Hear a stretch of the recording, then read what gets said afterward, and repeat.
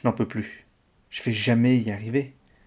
C'est pas possible, quoi. Est-ce qu'il t'est déjà arrivé, justement, d'avoir ton propre esprit comme adversaire? Quand ton besoin, finalement, de contrôle ne te permet plus d'avancer. L'histoire que tu vas entendre aujourd'hui, c'est l'histoire d'un combat de l'intérieur. Le combat de Léonie.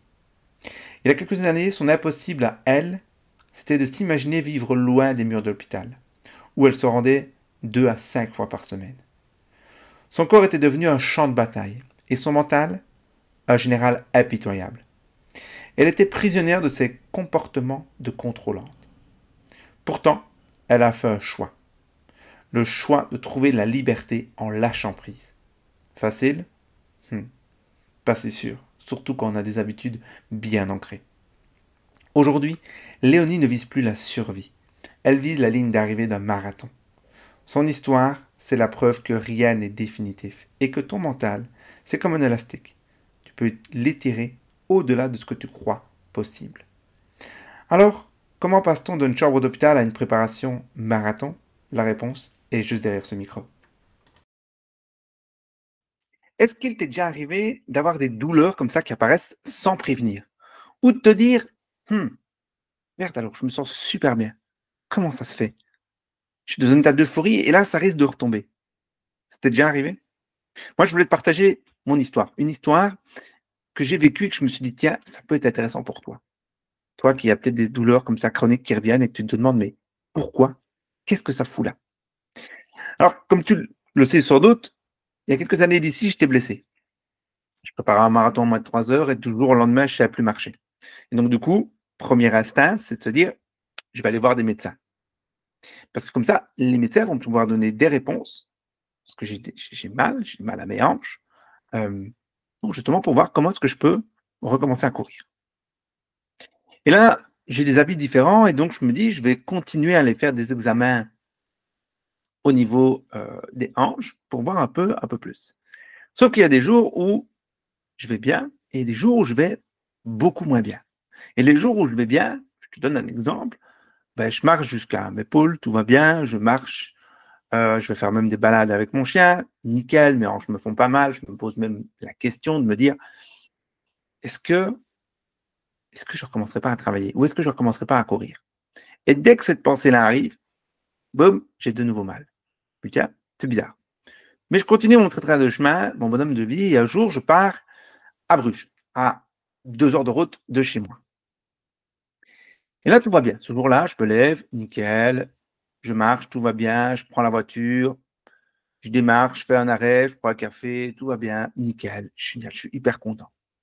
Et puis j'arrive à l'hôpital, je sors de la voiture, tout va toujours nickel, génial. J'ai appris mes béquilles au cas où, et même pour après l'examen.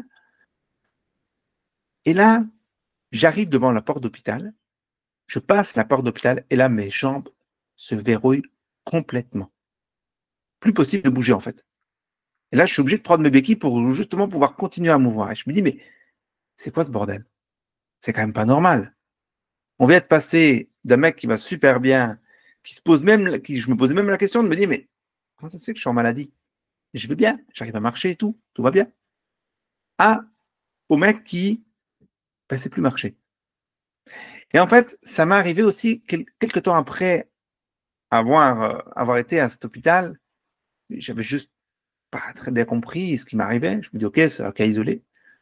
Sauf que je faisais aussi des séances d'énergétique et j'arrive sur la table de massage, vraiment une table de massage, où j'allais super bien juste avant. Je me couche sur la table de massage, boum, douleur, brûlure au niveau des hanches, alors que le travail n'avait même pas encore commencé. Je me dis, OK, là, il y a autre chose que le physique qui intervient. Il y a autre chose que le physique, il y a aussi le côté psychologique, mental. Et là, à ce moment-là, j'ai deux choix.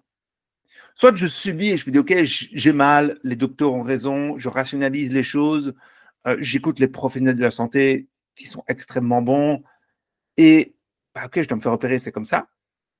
Ou alors j'essaie de comprendre. Je vais un peu plus loin. Et c'est ce que je fais.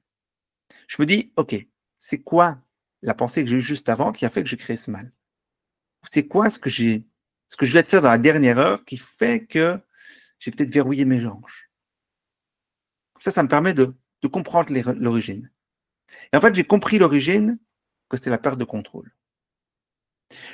Quand c'était à l'hôpital, j'avais peur de ce que le chirurgien allait me dire. J'avais peur même de passer l'examen. Quand c'était sur la table énergéticienne, j'avais peur que ce que mon corps allait me partager. J'avais peur que les réponses qu'il allait me partager n'allaient pas me convenir. Du genre, ne plus jamais recourir. Et puis, je me dis, OK, c'est en fait, cette peur, c'est la peur de ne pas contrôler ce qui va m'arriver. Elle vient d'où, cette peur? Donc, une fois que tu l'as compris, c'est intéressant de voir, OK, d'où elle vient. Moi, elle venait de mon enfance, où tout était minuté, tout devait être parfait, tout devait être dans le contrôle. Sinon, c'était pas bien. Sinon, ça, on n'allait pas y arriver.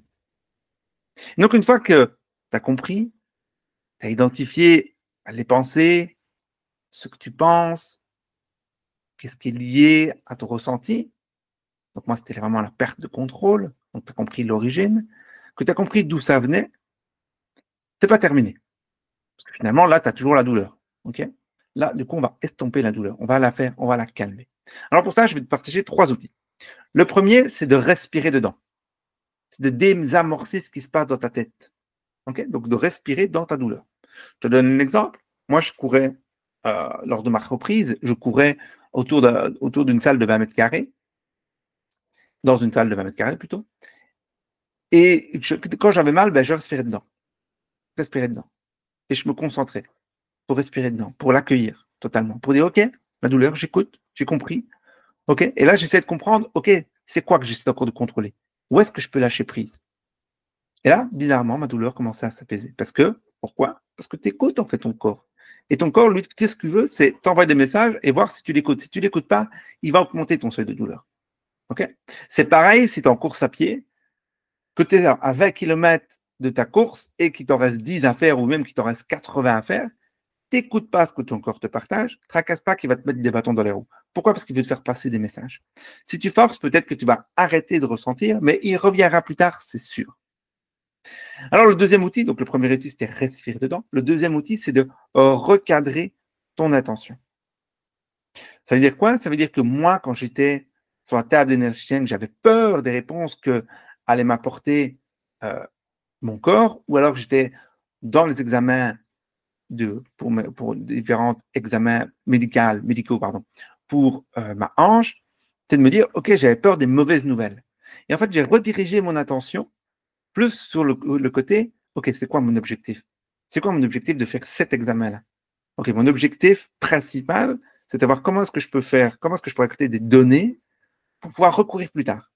Et une fois que tu es dans cette introspection, dans ce questionnement, mais c'est beaucoup plus fluide de recevoir les informations. Parce que tu vas dire, OK, je reçois les informations, après, elles vont passer par une analyse pour voir qu'est-ce que j'en fais de ces informations. Et pas venir, OK, j'ai cette information, c'est comme ça, c'est pas autrement. Là, tu te fiches, tu te bloques. Et donc, forcément, mes hanches se bloquent. OK? Donc, ça, c'est le deuxième outil. C'est de regarder, OK, où est-ce que je peux rediriger mon attention? Et le troisième, c'est la visualisation active. Alors, qu'est-ce que ça veut dire? Ça veut dire que au niveau de ma hanche, j'avais une douleur. OK?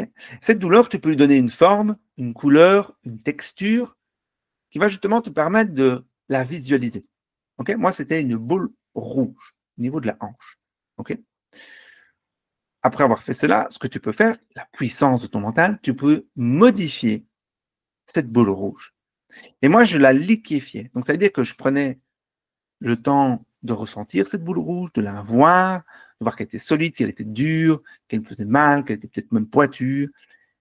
Et je commençais à la rendre beaucoup plus malléable, beaucoup plus fluide. Jusqu'à arriver à un moment où je la rendais complètement fluide, donc c'était un liquide rouge, et je créais une ouverture dans ma hanche qui faisait que le liquide rouge se sortait de ma hanche de manière complètement virtuelle. Mais qu'est-ce que ça permettait? En fait, ça permettait au cerveau de diminuer la pression et aussi de pouvoir faire partir le mal et de voir qu'il s'extériorisait. Test, franchement, ça fonctionne. Et ça peut être pareil aussi lorsque tu es dans ta course à pied, c'est qu'une fois que tu commences à avoir un état où tu as des douleurs, ou un état où tu es dans une euphorie, c'est de voir, OK, qu'est-ce qui se passe? Quelles sont les pensées, les ressentis que j'ai?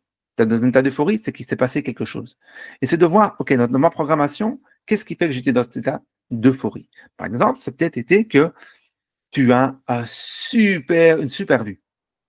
Et en plus de la super vue, tu as une petite brise d'air frais là qui est délicate, que tu adores.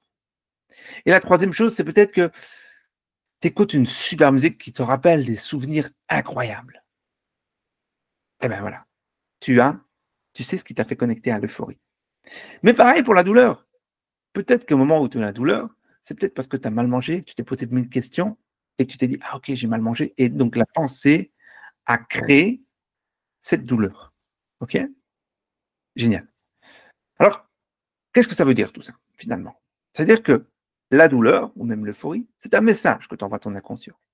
Le message, il peut être de la peur, par un signal de danger, il peut être de la colère, par un signal d'envahissement, qu'il y a trop de monde, par exemple, sur ton parcours, des signaux de manque, la tristesse.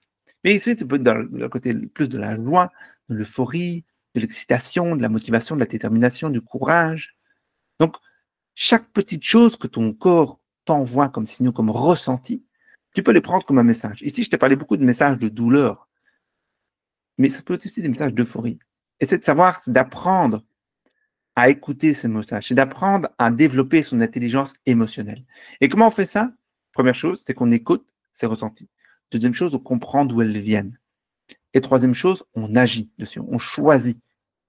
Parce que dans un état d'euphorie, c'est génial, tu peux choisir de continuer dans cet état d'euphorie en continuant en pensant dans cet état d'euphorie et en pensant pour continuer à alimenter cette euphorie.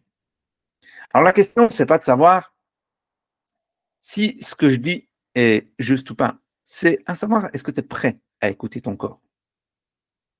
C'est tout ce que j'avais à te dire aujourd'hui. J'espère que ça t'a plu. Moi, ça m'a plu de te partager cette retour d'expérience. N'hésite pas à me faire un commentaire, à me partager ce que tu as ressenti, ce que tu en penses. Et je te souhaite une très bonne journée. À très bientôt. Ciao, ciao.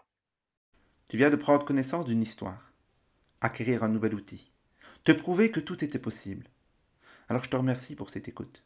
Mais la vraie question que je me pose, c'est est-ce que toi tu y crois aussi? Et qu'est-ce que tu vas choisir? Je te souhaite une très belle journée et je te dis à très bientôt. Ciao, ciao.